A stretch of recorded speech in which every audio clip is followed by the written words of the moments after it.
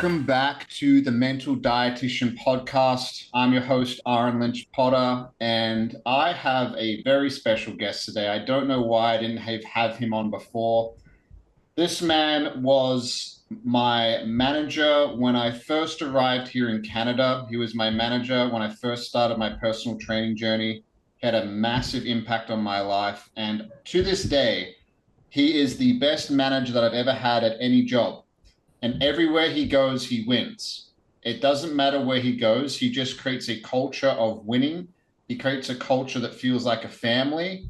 And he does that everywhere he goes. And I've watched him do that when our paths left each other in about 2018. And this man's name is Dylan Campanaro. Welcome to the show. I'm so happy to have you here, man. Couldn't be more excited, buddy. Thank you for having me. Yeah, man. Like, I met you when I was about 23 or 4 years old. I was your assistant fitness manager. You were the fitness manager. And I learned so much from you. I learned how to treat people. I watched you win. Yeah. I remember seeing things always from a place of integrity. I saw you fire personal training clients that weren't serious about it. And at that point, I was like, man, like, why wouldn't you just keep training them because they're giving you money? Because that's where I was at mentally at the time. Yeah. And I saw you do things like that, and I saw you do so many different things. What do you think makes you different than other people? And I know that you're very humble, but I want you to really tell me what you think is the difference of why you win when you manage people and how you create these families everywhere you go. Yeah, for sure. And that's like great question. And it's funny for me, I always break it down into two different things when I look at it. So I have this like innate kind of competitive ability. So for me, it's like the competitive atmosphere in order to just have that drive to want to succeed in any place that I go is always something that's driven me since I was a kid. So every sport that I've played, I've always wanted to be the best. Everything that I go into, I don't go into things with just half intentions. Like if I'm going to do something, I'm always going to do it 10 out of 10. I have no interest in just coasting by. I have no interest in living my life that way. I always want to make an influence, and I always want to, show the best version of myself, because I feel by doing that, other people around me start to bring out the best versions of themselves as well. So that's just like my personal contribution. But when I look at the totality of things and what's really separated me, aside from other people, it's like when you're on my team, Aaron, I care immensely about you. You know what I mean? And it's not just to the extent where, you're my guy at work. It's not just about that. Like, you're my guy outside of work. Whatever you need from me, I'm always going to be there for you. You put your heart on the line for me and the job to make sure that we're successful, and that opens a lot of doors for myself. So I always want to push that back into people. And I've been lucky enough to create teams where everyone does have each other's back. And maybe it's not luck, it's a bit of what we all bring to the table. And, when you have that mindset, you obviously attract the same amount of talent. So yeah, bringing people in, just really caring about people, really putting my best foot forward that way. And I'm very much a servant leader. So whatever I can do for you, I will do. Whatever I need to do to be there for you, I will do that. And as I said, it's not in the constraints of this wall or this like job in the walls of this specific gym. It's constraints outside of the wall as well. Like, I will do anything for you guys outside of work if we're on that side, or if we're on that standpoint of the relationship. So yeah, I think it all comes down to people, and it all comes down to that kind of drive behind that. Yeah, man. Like, do you think the difference is that a lot of managers and leaders are not servant leaders, and they just see, like, what do you think it is? You've been doing this a long time. You've seen people come and go. You've seen people like flash in the pan, come out hot, and then all of a sudden it falls apart. Like, why do you keep winning? Yeah. Yeah, when it goes right back to the same thing. I think what happens in this specific role, man, in any management role, any type of leader role, is you start to get convoluted with all of the numbers and all the things that the workplace requires, and you forget that you're not managing that, you're managing people. So it's like, if I have a ton of people and everyone is happy to be here and everyone wants to be here and we're all working together to reach that collective goal, what do you think the outcome is going to be? It is always going to be something that's positive. It doesn't matter what environment you're in. This is fitness, that's my realm, but I could take my management style and bring it in any industry, and it's still going to follow the same path, and I'm still going to get the same result. Because once again, I don't look at the numbers. The numbers are very important, but I look at the people. If I'm taking care of the people and each individual person on my team is reaching the goals that they've set out for themselves, whether it be within the workplace, financial, life, whatever, everyone is reaching that, then I know the numbers are going to hit itself. But what happens is the stressors of all of these targets, like in the end, it's business. There's several targets, several numbers. And when you look at all of that stuff and we focus so much on that and we get stressed because of that, what do you think is water falling down to the team? The team is experiencing that exact same thing. And then do you have people in the workplace that are going to be happy because of that or miserable because of that? They're miserable because you are miserable. So you can't get caught up in all of that stuff. It's always back to, hey, what is the most important aspect? Is it the fact that we had one bad month? No, man. Is everyone happy and doing their job and getting better every single month? Yes. The results will come. It's not always about the outcome. It's about the process towards that outcome and the journey. Love it, dude. What comes to mind when you say that is we all feel emotions all the time. And I've seen you go through things. I was with you when you went through things when we first met. I saw you not get treated well. I saw you go through hard things. What are some practices that you do outside of work to make sure that you're good at work? Like, what do you need to do for your own mental health? Because it's a lot of pressure. Like playing with millions of dollars of revenue in businesses, and it is a lot of pressure. There are people above you in the hierarchical structure that don't see it necessarily the way you see it. I don't know where you are now. Maybe it's different, but let's just talk in general. Yeah. What do you do for you? Like, what do you need to do for you so you're centered and you can handle that at work? Yeah.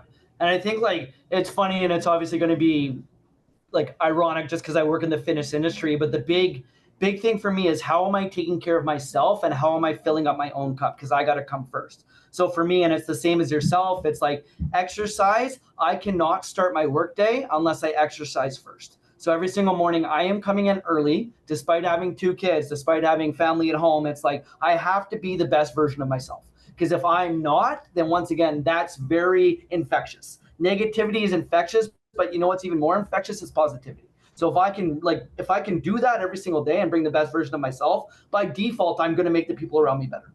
Okay, so in the morning, I'm coming in, I'm doing my workout first thing in the morning so that throughout the day, my energy is 10 out of 10. People want to be around me, people want to be happy, and it just creates that version of like, hey, I want to be around people who are positive, and that's like it spreads amongst the community, right? So that's the biggest thing when it comes from like my own personal thing. And then, you know, it just seems so obvious, but nobody does it, like sleep and eating healthy. Okay, so like my sleep is routine. It's always the same time every single night. I'm waking up at the same time every single morning, despite whether it's a weekend, weekday, anything like that. Like my routine is relatively the same every single day. And my eating habits are relatively the same every single day. And the funny part about that is I feel so good so often that when I don't feel good, it's so noticeable. So It's like I have a whole pizza on a Friday, which is totally fine. I'm going to do that. But I feel that Friday night and Saturday. You know, you're a little bit irritable. You're not yourself. That stuff doesn't hit as normal. But I try and do that as often as possible, especially when it comes to the work week, so that once again, I'm not like there's other people that are reliant upon me. And if I'm not doing that, people are looking up to me to lead by example. I'm a leader. If I'm not leading by example, that's a problem. And we bring that stuff into work, and then eventually your team follows suit on whatever path you choose. But it goes beyond that, Aaron. It's not just at work. I have family. I have kids. You don't think I want to be the best version for my kids? I go home after a 10-hour day and I'm tired and miserable because I don't take care of myself. No, man. These guys deserve the best version of myself. So I am that all the time. So days when I have bad days, they're one-offs, and I still try and figure that out. But I want to be good as often as possible so I can uplift other people when they need me, knowing that when I need them, they're going to do the same thing. And that's what teamwork and family is. My health is so important. I move my body every single day because I have to. Some days, because I do train jujitsu, I get really banged up and I'm sore and like I can't necessarily lift weights at the gym, but I'll go for a walk. I will do something because if I don't move my body and if I don't eat healthy, I don't feel good. I don't really like alcohol. I'll have a couple of drinks every now and then, but I do feel it the next day. I don't feel as sharp. I feel slightly more tired. I don't like that feeling, and I can't perform and I can't go out there on the mats or go in the gym. or when I'm on a phone call, if I've eaten junk food, my brain doesn't work properly. It's amazing how rampant junk food is in the fitness industry. It's wild. I train at a few different gyms, and you see the personal trainers coming in with shit. Yeah. Do you have a rule in your gym that that stuff's not allowed, or how do you talk to your team about that? Yeah, it comes right down to the personal aspect, Aaron. The more So we go back to the question that you asked earlier. It's like, where do leaders fall short? Leaders fall short by not even asking these questions, but not even caring about that stuff, right? So it's like the main thing whenever I'm running meetings, whenever I'm starting a beginning of the month meeting, we used to call them kickoff meetings back at Good Life that you would be a part of quite often. The questions that I'm asking first have nothing to do with the business, has nothing to do with anything from that standpoint. It's literally, what are you doing for your workouts? How is your nutrition? How is your sleep? How is your stress management? And any one of those pillars, if we're missing something or something is an area of opportunity, which there always will be, but that's what we work on, then that's what we need to address first. Because in the end, we're here, like as much as we like to serve ourselves, in this industry and for me, where you provide the most amount of fulfillment is when you are serving other people. Nothing feels better than that, in my opinion. But once again, if you're not taking care of yourself and you're not feeling that way, then it's so hard for you to pass that down, right? So like, as I said from the get-go, it's the conversation. Okay, hey, I know my people. I notice when you're down. I notice when you're not yourself. Instead of me ignoring that, what am I going to do? I'm going to go have a conversation. What out of those four pillars is missing, and what can I help assist you with to bring you back to that 10 out of 10 Aaron that I knew was here a week ago? Because something's missing. And I know you're not going to be able to do what you need to do or get to where you want to go as it relates to your goals if you're not at that 10 out of 10. And then we address it, we work together, and we work as a team to make that happen. So once again, it's just a conversation. And a lot of us are just missing that point of like, hey, do we even ask about our people? Do we even have those conversations? And you think it's normal and you think that's like standard, but it's not. It's missed so often. We often, once again, it's like, hey, what did you do for the business today? How many personal training agreements did you sell this month, Aaron? I don't care about you. How many memberships did you sell? Whatever it is, right? It's like, that's what we get caught up in. It's like, but if I'm looking after you, I know you're talented. I hired you because you're talented. You know what I mean? You know what you need to do, and I'm going to support you every step of the way and develop whatever you want to develop. But there's like, if your core self is not happy, then we've learned through all of this, it's like, that's when you perform like crap. You don't perform like crap when you're feeling your best. It just doesn't happen. You know what I mean? I've never seen it. So that's the focus. Yeah. There's a factor here that a lot of people don't consider. And I'm in the coaching space. I coach people. I basically coach men to feel their emotions. A lot of men in particular don't know how to feel. They don't know what it means. They're just like, yeah, you ask them how they feel and they describe that the Cowboys won on the weekend and they feel good. It's like, no. Like, how are you, man? Yeah. So when I think about that, and I think about somebody like you, you've gone through very hard things in your life. You've felt deep emotional things that a lot of people have not felt. You've gone through hard things. I don't know if you're open to talking about them. If you are, I'm open to talking about them too. If you're not, all good. But you've gone through hard things. And I think that there's a lot of managers out there. It basically is summed up with this quote: you can only meet somebody as deep as you've met yourself. Yeah. Right? So I see that if you want to be a good leader, a good manager, a good whatever, you have to face these own emotions within yourself. Because if you have an employee or somebody that you are leading who is anxious or scared, and you haven't dealt with your anxiety and your fear around things, then when you go to talk to them about that, it'll just be a mirror of what you have not dealt with within yourself. Yeah. So how big of a factor do you think that is for you? Like, you've had, when you're in your teenage years, you had a very major thing happen. When you had the birth of your first child, you had a terrifying thing happen, plus other things that I have no idea about. Yeah. And processing those emotions allows you, I think, from what I know, how I know you, is you can connect with people emotionally. Fuck the money, fuck the business. How are you? And a lot of people don't do that because they don't do that for themselves. Yeah. What are your thoughts on that? And what do you think people need to do around that? Yeah. And like everything that you said, I couldn't agree with more. And it brings me back to the word that I think about right away, and that's vulnerability. Yeah. Like everyone has their own story and everyone has been through something. And as you said, if we're not able to process and deal with our own emotions when it comes to trying to guide others and lead others on like that emotional level and that personal level, if I don't deal with my own stuff, then that conversation is disingenuous because it's like I'm trying to listen, I'm trying to provide results, but I haven't really done anything for myself on my own growth on that. So it's like I agree everything that you're saying, and like I appreciate you remembering stuff about my life because I think that's really cool, and that's what separates you is you remember that stuff, and that's what separates myself is I remember that stuff about my people too. You know what I mean? But yeah, when I was 21, I lost my dad. My dad committed suicide, and that was the hardest thing that I've ever had to deal with because I didn't know anything about suicide, right? And then like so dealing with that at that age, extremely tough. But I'm open and vulnerable to talk about that with absolutely anyone because I have dealt with that. Do I have my struggles all the time? Obviously. You know what I mean? That's not an easy thing to go through. I have kids that my dad will never meet. I have a wife who my dad will never meet. And it's like those little things where it's a big part of your history, but your presence is never going to meet your history. You know what I mean? And it's a very tough thing to get to fathom from that standpoint. But the good thing about it is I had to overcome at such a young age. How do I get through this? And how do I emotionally deal with that to help propel myself forward and be the best version of myself? I laid on my bed and stared at the roof for 2 weeks, didn't talk to a single soul. I was destroyed. And you know what's funny? It's like going right back to that moment. What got me out of that was my mom came downstairs, looked at me, and she said, I'm so scared that you're going to lose yourself because of this situation. And as soon as I saw my mom in pain, right away, I got my ass up. I figured everything out. I went back to school, finished my degree, started to work myself towards success because I wasn't going to, like, I don't know. I'm so much about other people. I wasn't going to let that thing defeat me and change my outcome for my life. I wanted to learn from that and become better from it, but also be a better human and learn that how important mental health is and how I should treat people better in the future. Not that I was treating people badly, but it's like it's being more empathetic and being more understanding about what people are going through.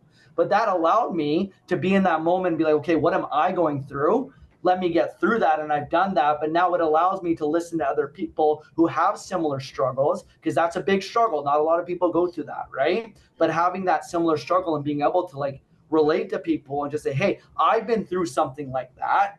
Here's what helped me. This is what I recommend or this is what I can do to just listen to you. I don't always need to provide solutions. I just need to listen.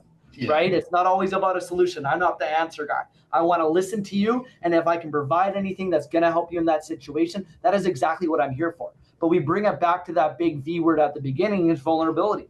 If I get somebody to open up to me because I've opened up to them, what does that do to the relationship arc? It's trust. It's a strong relationship.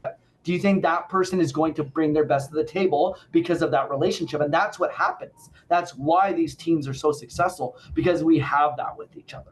Right. And that's where like the biggest lesson from me, man, is just we all go through stuff. How can we just uplift each other and be there for each other in these situations and just be a helping hand, just be a listening ear. And if I can help you through it, then, you know, that's very fulfilling for me just because I had those people when I went through that stuff too, man. Yeah. Yeah. To deal with that as a 21-year-old man, when you're just trying to figure out how to be an adult, like you're just a kid still. Most people will never know what that's like. Here's the beautiful thing about going through something like that is everything you just described. If you hadn't have gone through something like that and really felt the deep depths of pain that most people will never feel, and I hope people never feel that. I don't understand what that's like. Have no idea, not a clue, and I never will. I'm not 21 anymore. But what Dylan went through has allowed him. I always talk about this on my podcast. Yeah. Like people that have gone through horrible things. I've had coaching clients that have gone through heroin addictions. I've had coaching clients that one of my coaching clients lost his dad same way at 22, lost his brother at 29. Like just when you hear about it, you're just like, holy fuck, man. But what it allows them to do is you can't know the heights of joy, real joy, until you know the depths of despair. Yeah. Like we're supposed to feel. We are here to feel. That's what life is about. We're here to feel. Everything that we want in our life is a feeling. Yeah. Like I want to be manager. I want to get this car. No, you want the feeling of that thing. That's what you want. And what do you think the biggest lesson was, looking back on it now? What, you're about 34, 35? Yeah, 34, yeah. Since your dad left this world in that way, what is the thing that your dad taught you since he's been gone? Two things, man. First thing is never take a moment for granted. So for me, what used to happen with my dad, I was so caught up in my own world that my dad would call. I know he would call. I would ignore the phone call so I could just continue to live my life. And I'm sure, like, as a 21-year-old, we all did that, right? Yeah. But after that experience, man, every time that phone rings, I do my best, unless I'm in a meeting or at work or I just can't answer. I answer that phone call. You know what I mean? And it's like, it's also a presence thing. Like, we get so caught up, especially now, and just rolling through the scrolling of Instagram, rolling through all these different things, we miss out on the moments. And when I look back at it, it's like, man, I would kill to just have one more moment with that man. I would kill for that. So it's like, I try my best to live my life in the present moment and enjoy the experiences as best as I possibly can. And just because of that, right? But what it also taught me is, like, there's a saying, it's a funny saying, like, no pressure, no diamonds, right? So it's like, we're all going to go under the amount of pressure, and it's how we overcome that adversity is what kind of defines us as humans. And that's what I think. I could have either let that crush me, or I could have overcome it and become a better person and treat people differently because of that. So, like, I've looked at it as an opportunity to become better. Like, I just want to continue to grow. I want to be better and better and better. And when I look at the concept of mental health, when I was 21, I didn't believe in depression. I didn't believe in anxiety. I just said, hey, figure it out. Yeah, what are you depressed for? Deal with it. Yeah. And it's so funny. And I always said, like, oh, it would never happen to anyone that I love. And then it happened, right? And that was the light bulb. I'm like, man, I've been judging people for saying that they're going through this stuff and not being empathetic or understanding. And now it's hit me and I'm seeing it. So now every single time that I'm sitting down with people, it's not oh, you have anxiety, depression. Okay, what's the next topic? No, man, I'm here to listen. Let's figure out something that's going to make you try and get through this together. And you have me as support. And I'm never going to make that same mistake again, because I knew he was struggling. And what did I do about it? I did nothing, Aaron. I didn't think it was a thing. But now in future relationships, you didn't have the tools, you didn't know, and you didn't know. And that's the thing. We don't know till we know, right? Yeah. And you couldn't have done anything about it. You couldn't have done a thing about it. And I think the reason why you create families everywhere you go is because of that experience. I can't say that that's the only reason, but the reason why you had such an impact on my life and pretty much every person that I know that we worked with is because, and it can be a blessing and a curse. And the blessing is how you make people feel. The curse can be sometimes, where I used to do it too, I don't know if you're the same, is that I would carry other people's pain for them. Yeah. It's not my job.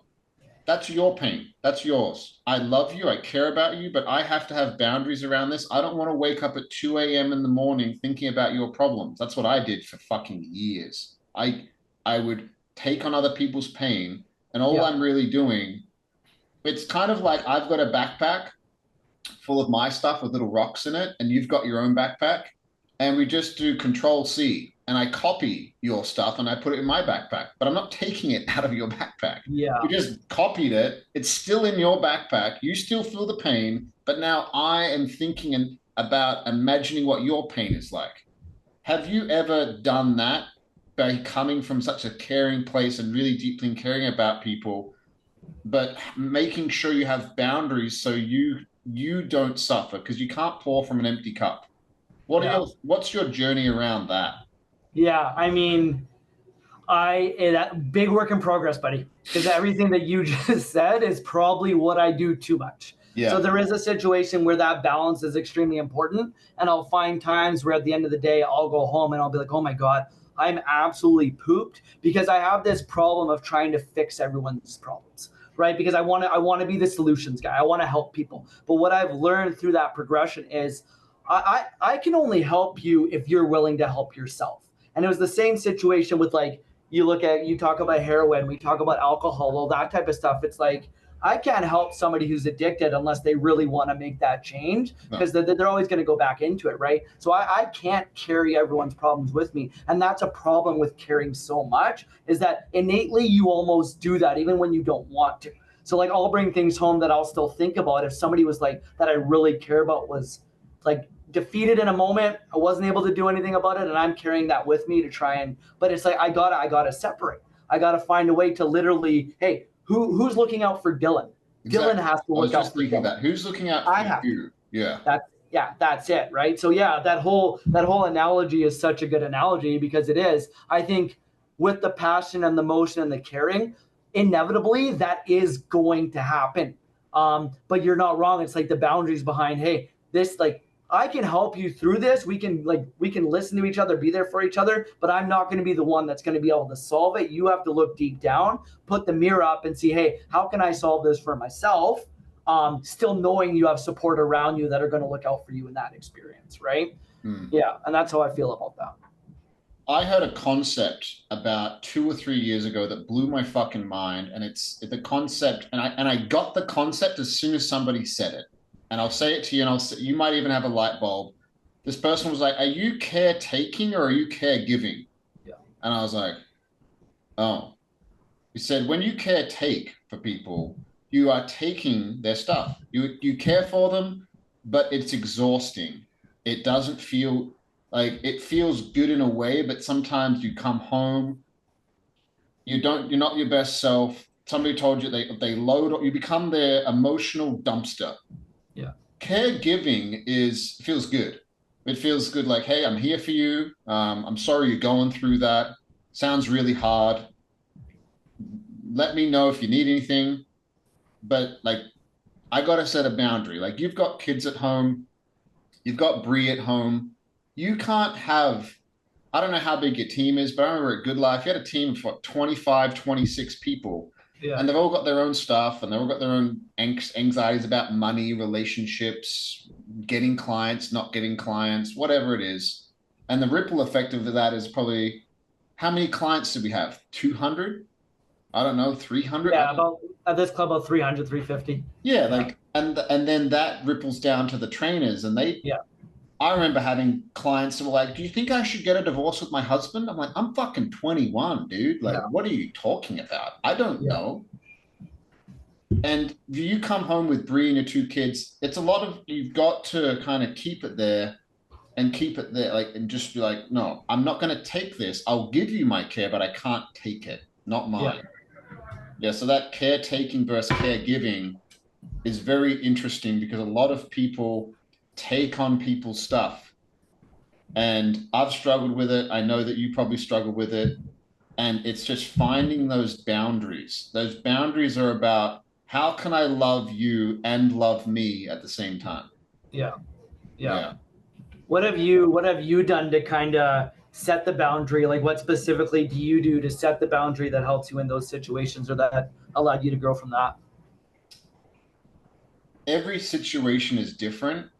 It really is about how I feel. It's about really doing the inner work of how I feel and what my priorities are. If somebody is going through something, I'll be there for them.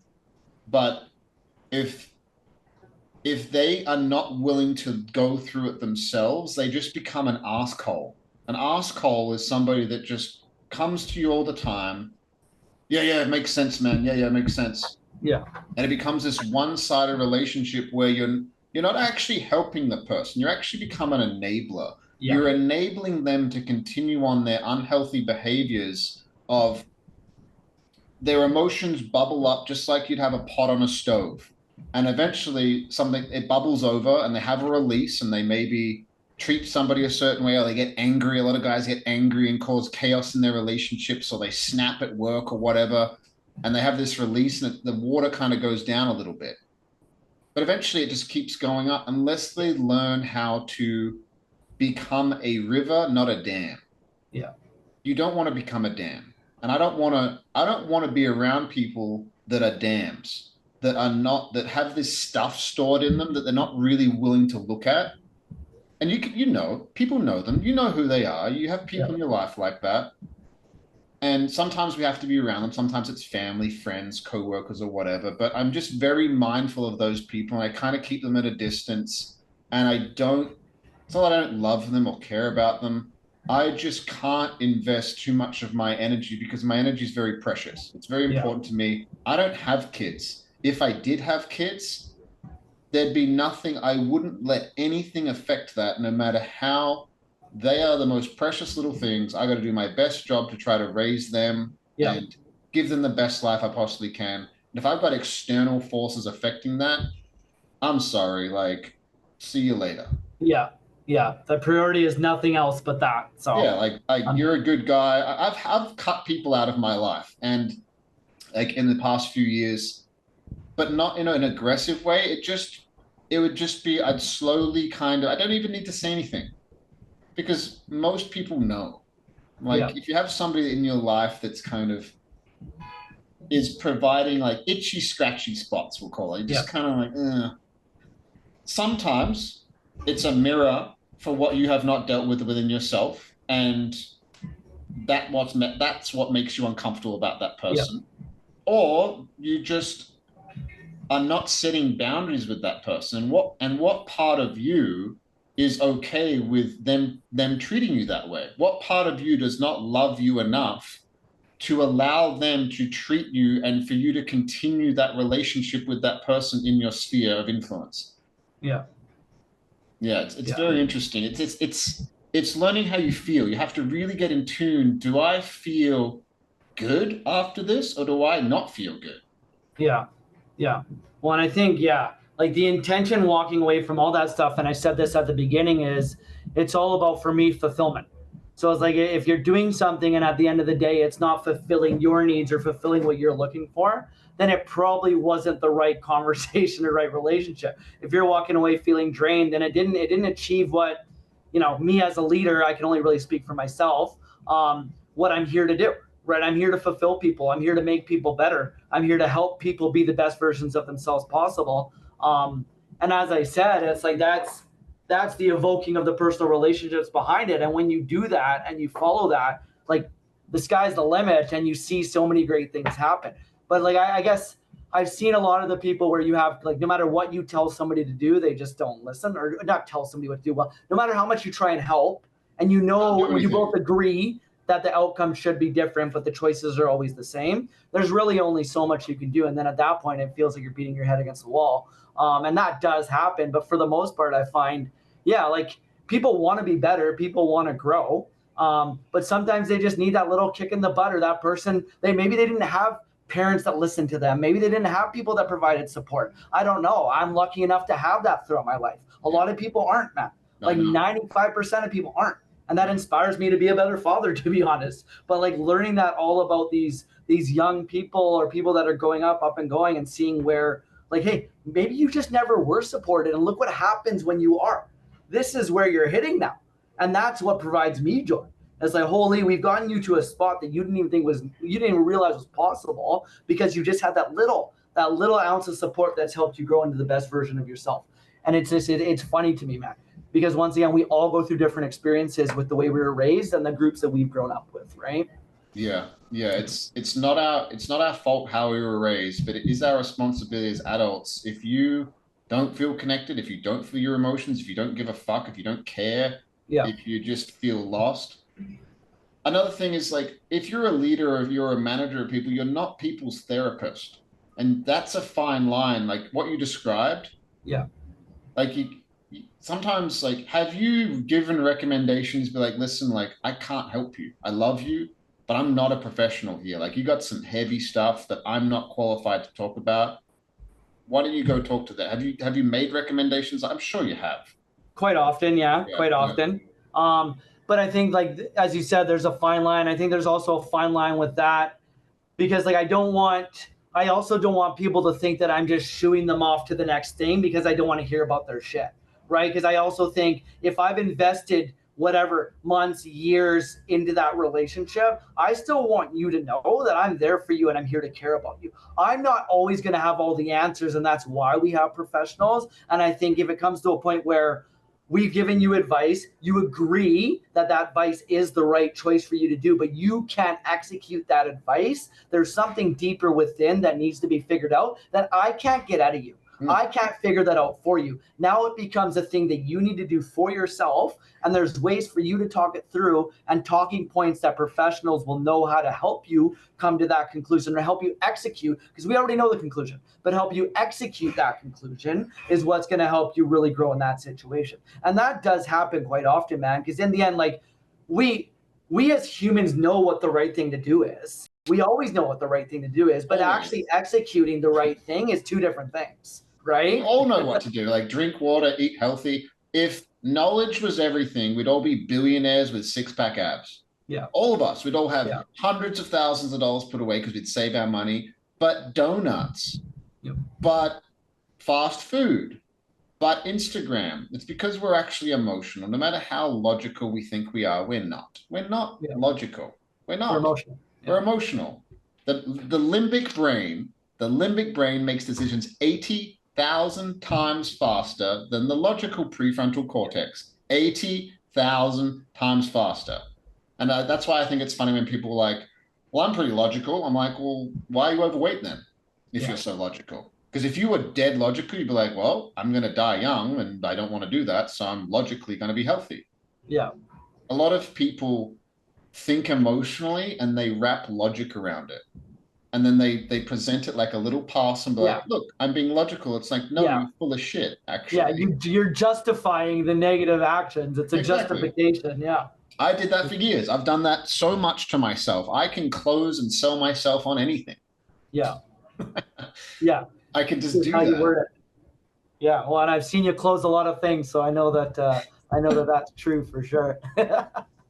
Yeah, man.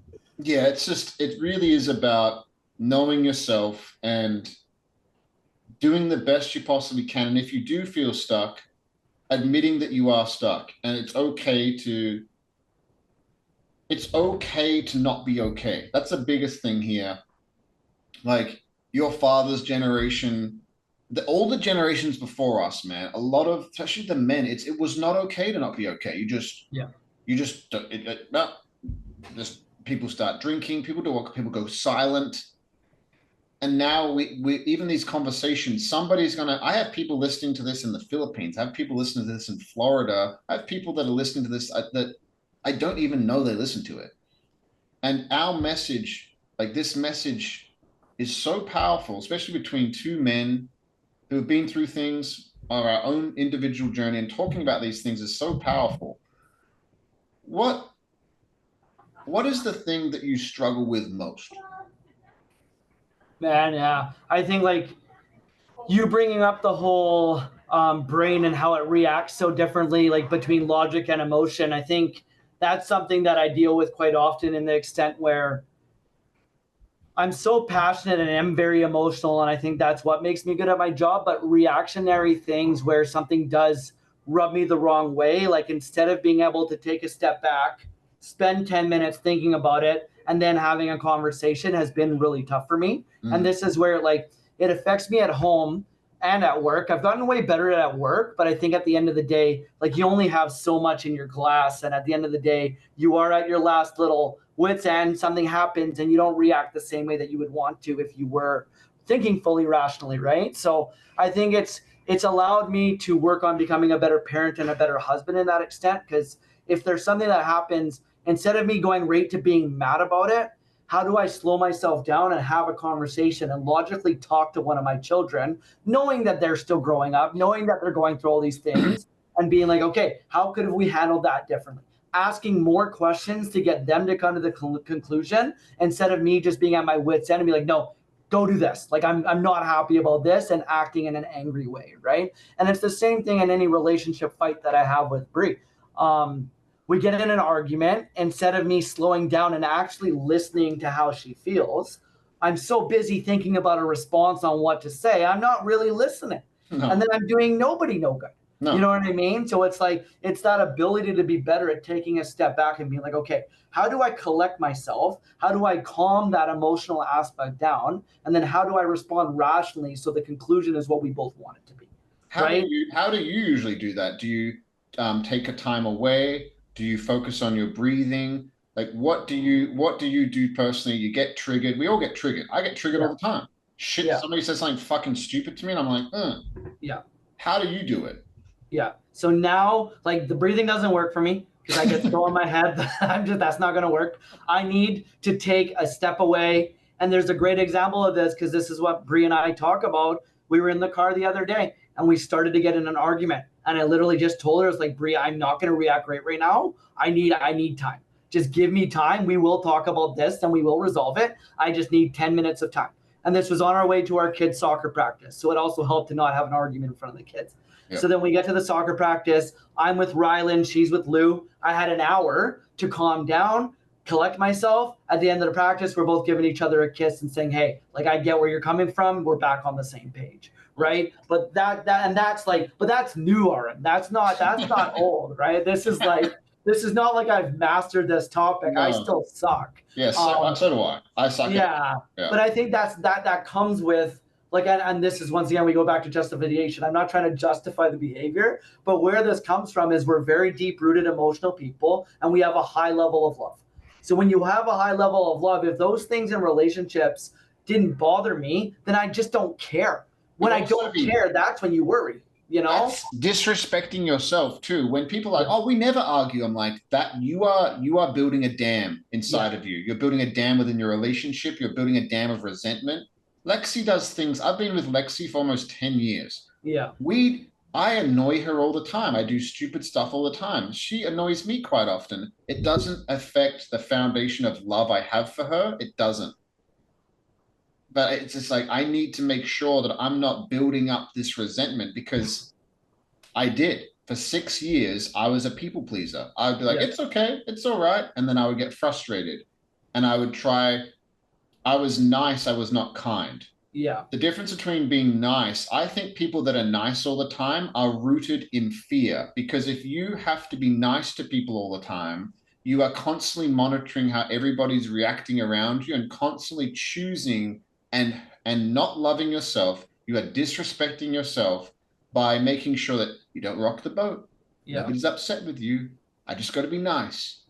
If you're kind, like, you're a kind person where you will tell people the truth because you love them. Yeah. Even on the off chance that it will offend them, it will upset them, they might get triggered. Because if you are worried about somebody reacting towards you based on you telling them out of kindness and love, and you don't have that conversation, you're actually hurting that person. And you're also hurting yourself because you are holding things back that the person probably needs to hear. Yeah. Yeah. But you're actually thinking about yourself. You're being selfish. How will it make me feel if Dylan gets angry at me if I bring this up with Dylan? Yeah. Yeah. Well, I think, like, you bring that whole concept back to what we talked about at the beginning, and that's leadership. It's like, if I'm trying to bring the best out of people, but I'm not able to call, because we all need accountability. I'm not able to call people out on certain situations where, hey, that was an area of opportunity for growth for you. This goes against exactly of everything that you want to get yourself to, but I'm just going to choose not to have that conversation because I'm worried about hurting your feelings. It's like, no, this is our standard. This is our expectation. This is what you want for your life. I'm not going to hold your hand through life. I want you to be the best version of yourself possible. And that's through learning from experiences. And it's like, we don't grow unless we fuck up. We don't grow unless we make mistakes. We don't grow unless we fail. So failure is actually a really good thing in my mind.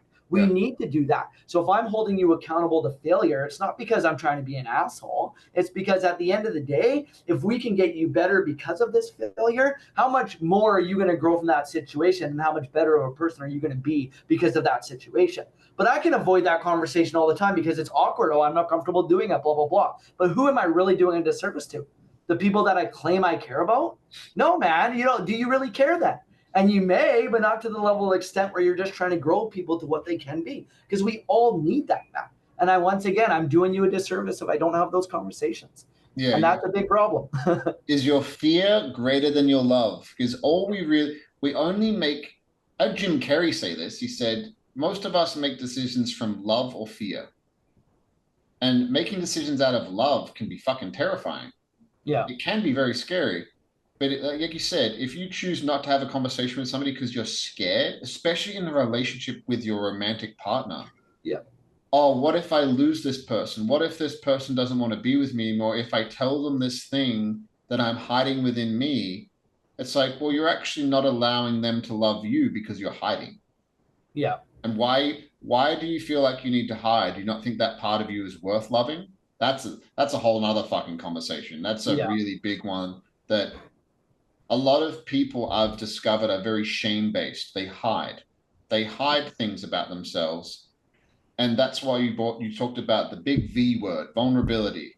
But we're about to drop some bombs here. But if you want people to trust you in 30 seconds, a minute, 5 minutes, here's how I've done it, and here's how I know that you do it, is if I want to connect with somebody, I will tell them something vulnerable about myself. So it gives them permission to meet me at that level.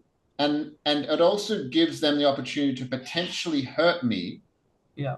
Like when I was losing my hair and I was bald, I would bring it up for people if they were maybe losing their hair and we weren't talking about it. I would bring it up sometimes. I was like, I was really self-conscious about this, and the person would be like, same. I'd be Yeah. like, cool. And now we're at this place where we are now at we can hurt each other with things, but instead of that, we have a now new deep connection.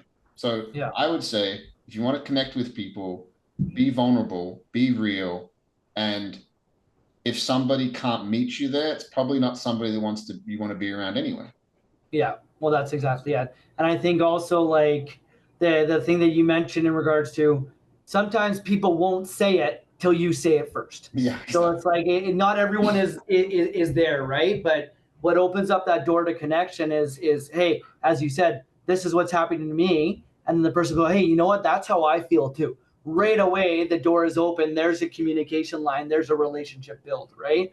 But if you didn't say that and you're just avoiding that conversation and nothing's getting brought up, then nobody brings it up, and then you automatically lose that connection that could happen, right? So it's just that relatability, and I think that's so special in a relationship. I think that that's how you've built these cultures everywhere you go, is that one concept right there, is that instead of trying to be this flawless leader, I remember at Good Life, we saw you cry sometimes. We saw you Yeah, hurt. We saw you show, we celebrated the wins.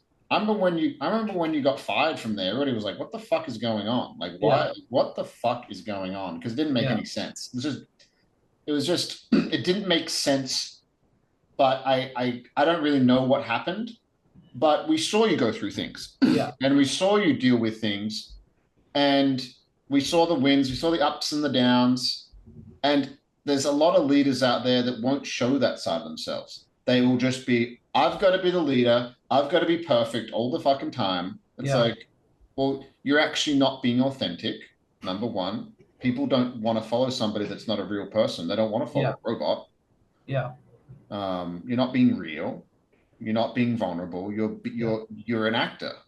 yeah, You're an yeah, actor. yeah, And a lot of leaders are actors. yeah, yeah. And I couldn't agree more. And that's where like you make up the point, and you brought this up earlier in the podcast as well, is the two major experiences in my life that I've been through is one, obviously losing my dad, but the second one was my first son's birth, right? So he was dead for 23 minutes when he was first born. We Fucking almost like he's crazy. supposed to have brain damage. He's supposed to not be able to do anything. The kid is the smartest, and once again, he's my own kid, so I'm biased. But the kid's extremely smart, very athletic, sweetest kid, and the biggest thing is he's kind. That's all I care about. He's a good person, right? No problems, no nothing. But the reason why I bring that up is that happened. I was away from work for 3 weeks because I was visiting my son in the NICU every single day, just praying that he would live. Right? When I got back to Good Life, I ran a meeting. In that meeting, all my trainers were there. And the first thing that I did is I opened up about that experience. I couldn't even talk. I started crying in front of the entire team. And my biggest message in that was one, like, this is what I'm going through. I'm sorry if I can't be the leader that you guys need me to be for your individual stuff right now because of this. But three, I didn't forget about you guys. I was always thinking about you. I didn't just leave you behind. This is something that was very serious in my life. I'm opening up that door to be vulnerable, let everyone know what I'm going through. And everyone came to the front, was there for me. We supported like a big fucking team. Everyone gave me a hug. It was like, it was a moment, man. It's like that stuff that you watch movies about that stuff. Yeah. But for me, that's real life. That's what I want. And it's everything that you said. I don't want to be an actor. I don't want to care about you just because I read I need to care about you in a leadership book. I want to care about you because you're a fucking, yeah, exactly. Oh, what's your goal? No, man, I fucking care about you. You know, because I know if I do those things, one, you're going to be with me for as long as possible. But two, we're going to fight for each other's best life possible. Yeah. Right. And I said this before, but it's like the reason why I can afford buying my kids as many groceries as they need. The reason why I can afford to take them to Mexico. I can afford houses. I can afford that stuff is because of the team that works so hard for me. Mm-hmm. Without people doing that, I can't do all of this stuff. So if I'm not spending every piece of effort trying to, I guess, repay that gratitude, then like, what am I doing? That's what leadership is to me. And then their lives are better because of that. It's like we're all uplifting, and that's what it is, man. But it stems from the first point, vulnerability in relationships. And I can't do that unless I'm showing that. And I need to show that. Yeah.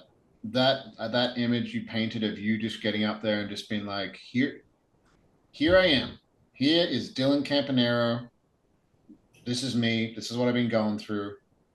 And what that gives permission to, it gives permission for people to feel their own emotions too. Yeah. You're not going up there hiding your tears. You're not going up there hiding your pain. And that is so powerful for people, especially within men. It gives men like, oh, you're fucking crushing. You've been crushing it financially since I met you. I remember meeting you and I remember you were talking about your investments and you were a little bit older than me. And I was like, man, this guy's doing it. And like, he's good at saving and he's fucking doing it. So not only your example of health, I talk about being holistically successful, and it's one of my goals. I'm not there yet. And holistically successful for me is your health, your finances, your relationships, your spiritual connection, thinking that it's not just you on this earth, you're not an accident, we're connected to everybody. And like your emotional health. And I think you're one of I don't know many people that are holistically successful, but you are one of those people that I do know. And you've been that way for a very long time, where you have healthy relationships, you've got a healthy financial life where you can give your kids a good life. You've owned homes from when you were quite young, from what I remember. I think you were, 23 or 24 when you bought your first home, right? Yeah, 23. Yeah, 23, I remember, yeah, like that's cool. That's fucking cool. And if we have more men in our society like that, not these fucking guys on Instagram that are like, oh, like high value men, like, oh, you got to have a bunch of different wives. You got to do this. You got to get bitches. You got to make a bunch of money. Like, that's not cool. What's cool is what you're talking about. That's cool. I think it's cool getting up in front of your entire team after thinking your son's going to die and being like, and it's not whispers in the workplace like, oh, and Dylan comes back and on his computer and he's just sitting there like a lot of people, and you just went through something crazy and you don't talk about it. That happens in most workplaces. Everybody fucking knows. It's like this giant elephant in the room that, oh, Dylan almost lost his son, but he's not going to talk about it. Yeah. Instead of that, you just went in there and you were just open.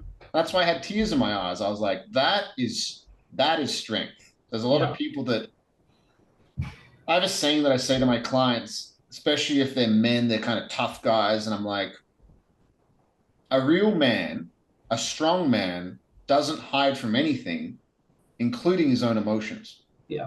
So if you're hiding from them, are you strong or are you hiding?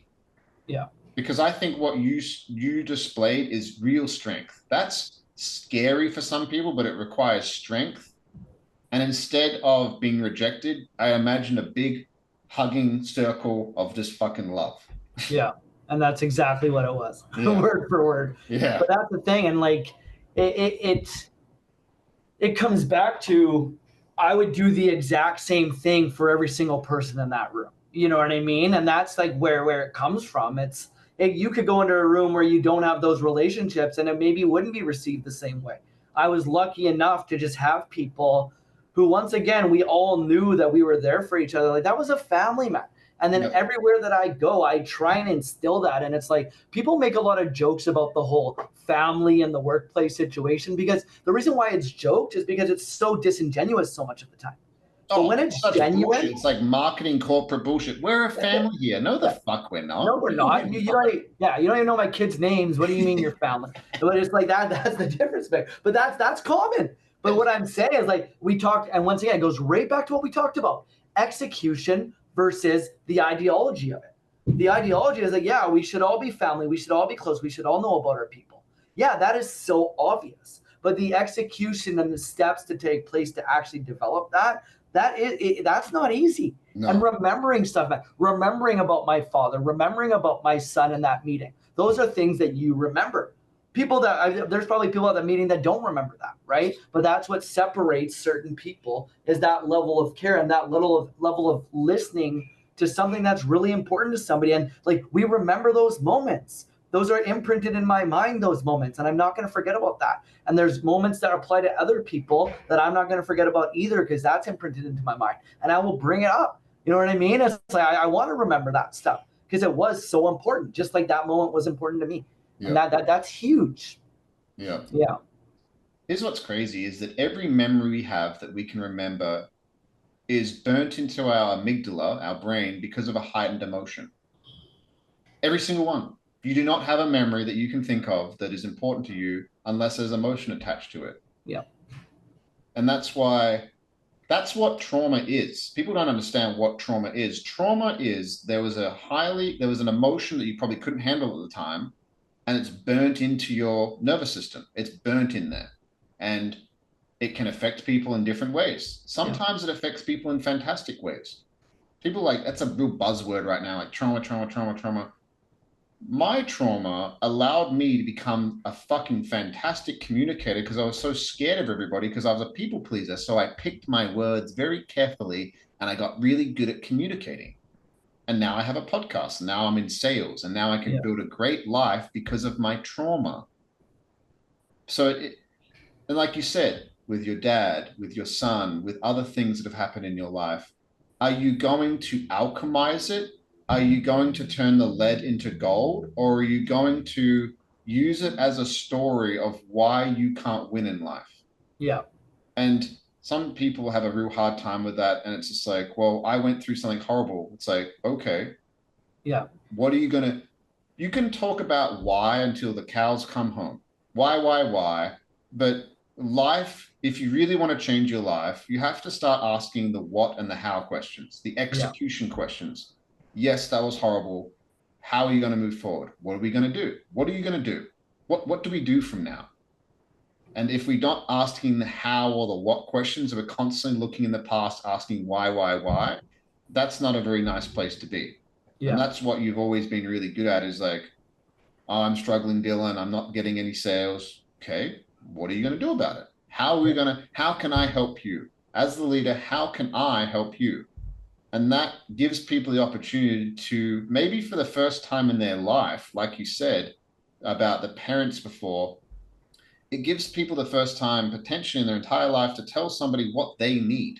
Yeah. Hey, here's what I actually need. And I've never been able to express my needs because nobody's ever asked me that. Yeah. Beautiful. Yeah. And you've always done that. That's the interesting thing about you. You've always done that probably because of your trauma. Yeah.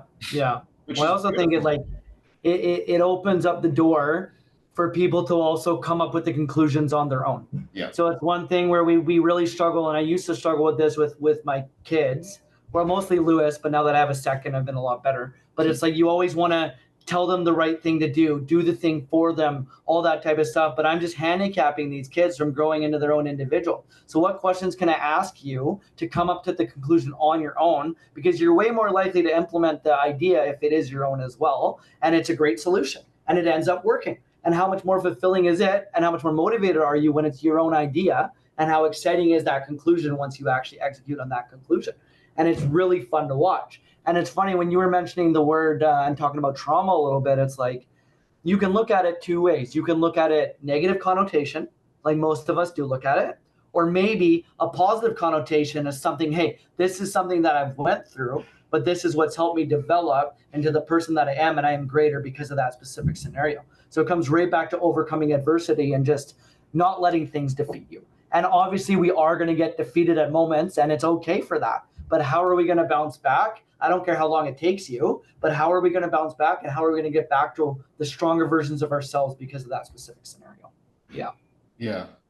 Are you choosing to look through the lens of life happens for me, or are you looking to choose through the lens of life happens to me? Yeah. Because if you think about life happening to you, you're fucked. You're done. Yeah. It's you can't do anything. You're hopeless. But if you are choosing everything I've been through has molded me and sculpted me into who I'm meant to be, and life has happened for me, like losing your dad, for example, is going to make you the best possible dad you possibly can be.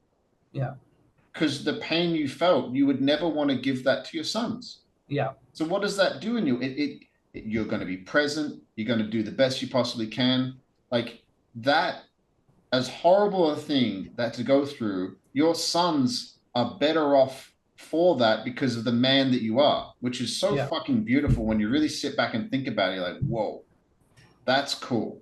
Yeah. That's cool that I get to be that man because of my pain, and I'm alchemizing it, and I'm choosing, like you said, to turn it and use it as fuel to be a better man in the world, and to make sure that I'm just the best leader, the best man, the best father, the best husband that I possibly can be. Yeah. Well, that's exactly cool. Yeah, man. Yeah, perfectly said. What are some closing thoughts? What are some closing thoughts you'd want to share with people after this conversation you just wanted to share? Yeah, I mean, I'm going to reiterate kind of what we talked about earlier, man. It's like we can spend our entire lives trying to serve other people, which is very fulfilling, trying to help uplift other people, which is very fulfilling. But the biggest thing I always think about is, okay, what are we doing for ourselves to make sure that we're putting ourselves first, right? And this is like, it's a common thing because a lot of the times, and especially like we talk about men, and this is what a lot of like the concepts of this conversation always goes back to, like it's gone back to men quite a few times. We are providers, you know what I mean? We do not like to show weakness because we're meant to be this vision of, hey, we can't show weakness because we're the ones that are meant to, we're the structure. We're meant to hold down the fort. You know what I mean? And that's totally fine. But I think with the amount of education, the amount of stuff that's gone out about men's mental health and all that type of stuff, it's like, you got to find what works for you. Yeah. And in the end, it's like, no matter how much you do for other people, if you're running on empty every single day, then eventually, just like you talked about with Lexi, about having animosity, having these things that built up, that boiling pot analogy you spoke about, that's exactly what's going to continue to happen. But if we're learning ways on what works best for us, and I alluded to what works for me, you alluded to what works for you, it's not going to be like that for everyone, but there's certain things that you need to do for yourself to make sure that you're always at a 10 out of 10. And you're not always going to be at a 10 out of 10, but like glass half full, if we can get as close to that as possible, awesome, right? Yeah. So that's what you're looking towards. So as a closing remark, man, it's like, yes, continue, like in my perspective, continue to care, continue to be kind, continue to help bring other people up. But don't forget about those things that are going to allow you to bring yourself up, allow you to bring out the best version of yourself, because through just being around people like that, people are going to naturally be better around positive, infectious, charismatic, knowledgeable people. But if we're selling ourselves short and I'm angry all the time, I'm irritable all the time, I'm going to treat you like shit anyways, no matter how much I know, because that's just my mood. Me in the morning when I don't have a good sleep, I'm an asshole. I don't want to be like that every single day. I want to find ways about how can I get myself out of this mindset so I can treat other people better because I've looked after myself. So priority, you are the priority. Do not forget about that. Beautiful.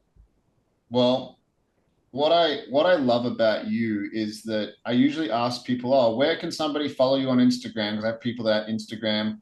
You don't really give a fuck about that. What I love about you, what I love about this conversation is you're just a normal dude who's living his life. You're not trying to go out and say how smart you are or sharing these concepts. You're actually applying them in the real world. So that's what's cool about him. I don't think Dylan cares if you follow him anywhere because he's just posting pictures of his family and his pictures of his kids riding bikes down the little alleyway that they live in. And like, that's his life. He doesn't care if you follow him or followers or anything like that. So if you want to find him on Instagram, I mean, you probably can if you want. You can do Yeah. that yourself, but he doesn't care about that. And that's what I love about you. That's what's so cool about you is you're just actually doing it rather than talking about it. Yeah. No, I couldn't agree more. Follow me or don't, I don't mind. Lots of love to you, man. Thank you for being on the podcast today. I hope you all enjoyed this conversation, and we'll see you next week.